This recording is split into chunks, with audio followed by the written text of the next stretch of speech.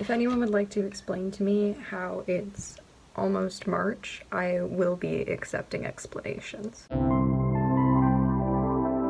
Hi everyone, my name is Maddie and welcome back to my channel. You're going to be getting a ton of me this week, so sorry.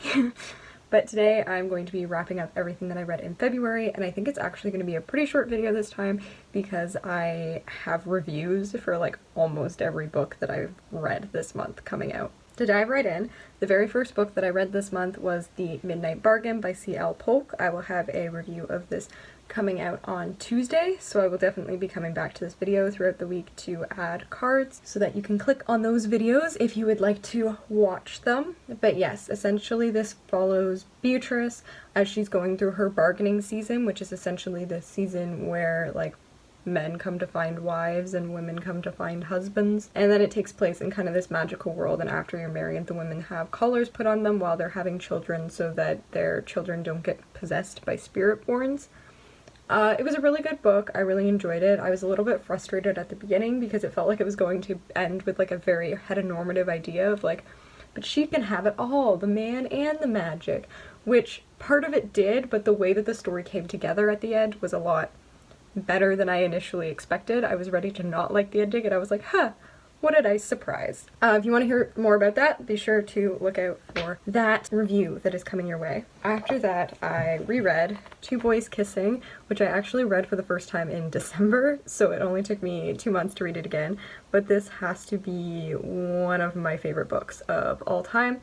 It's by David Leviathan, and it follows two boys, Craig and Harry, who are trying to set the world record for world's longest kiss, and then throughout that it follows a number of other characters at the same time. So it says Peter and Neil are a couple, Avery and Ryan have only just met and are trying to figure out what to happen, and Cooper is alone and he's getting to the point where he doesn't feel things anymore.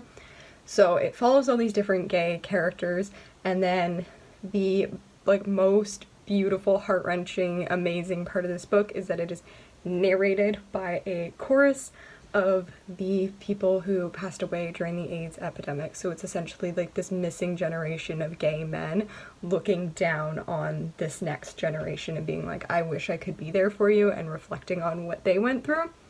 I know I talked about this in my December wrap up, but I can't, like, I've been wanting to do a review video of this, but I just can't like articulate how much this means to me and how beautiful this book is. So just please read it. It's lovely. I keep meaning to write down quotes, but then I'll just be copying out the entire book into a notebook. It's not the first time I've read it, it's the second, but it definitely won't be the last. After that, I read the novel Carmilla, which is a very famous vampire story by Sheridan Le Fanu, and it follows this young woman whose family ends up taking in this young girl that they find when there's like a carriage accident. That's Carmilla, and then some strange things seem to be going on. It's like really known for having strong like lesbian undertones. I've read other works by like Sheridan Le Fanu before, and like just those homosexual undertones just seems to be a common thing in his writing, but it was a good story. Like, I enjoyed reading it. I found it very interesting, especially reading a lot of, this is for a class that I'm taking, I'm reading a lot of like early vampire lore and like early monster literature, to see where our like current ideas came from is really interesting.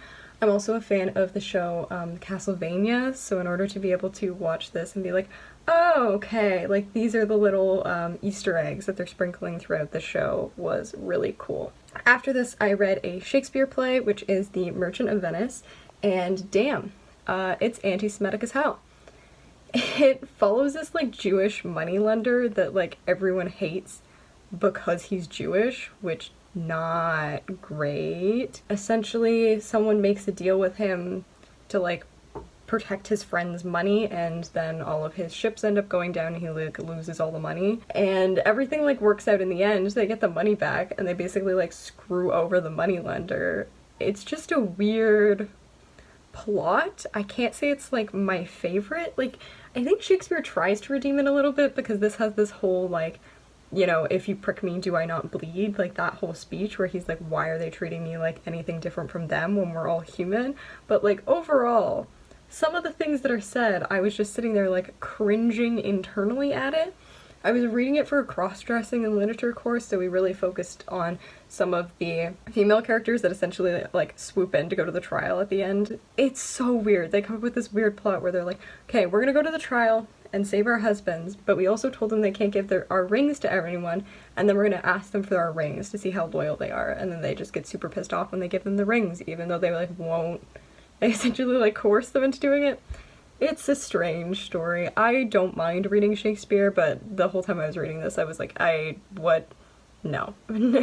Not my favorite Shakespeare, I have to say that. After that, I read Dracula by Bram Stoker, so obviously this is for the same course that I read Carmilla for, and I really enjoyed this book. I was doing about 15 pages a day of it, just so that, because it's a fairly long book, just to kind of give myself a break as I was going along, but I ended up reading a bulk of it over a reading week just because I got really interested in the story. I didn't realize like how many characters there were, like this fact that it essentially becomes this like band of men and then Mina trying to like take on Dracula.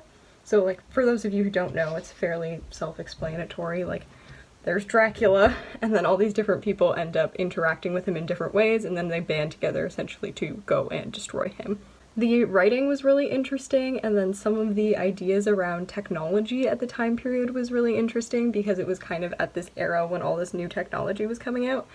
The one thing that I did find when reading it is they do give a character blood transfusions, and I'm just like, are you the same blood type? Because I don't think that would work otherwise. But of course that's like me reflecting on an older text with my modern way of thinking. In terms of like monster classics, I guess I've read Dracula, Frankenstein, and Dr. Jekyll and Mr. Hyde, and I think Dracula is actually my favorite, probably followed by Frankenstein.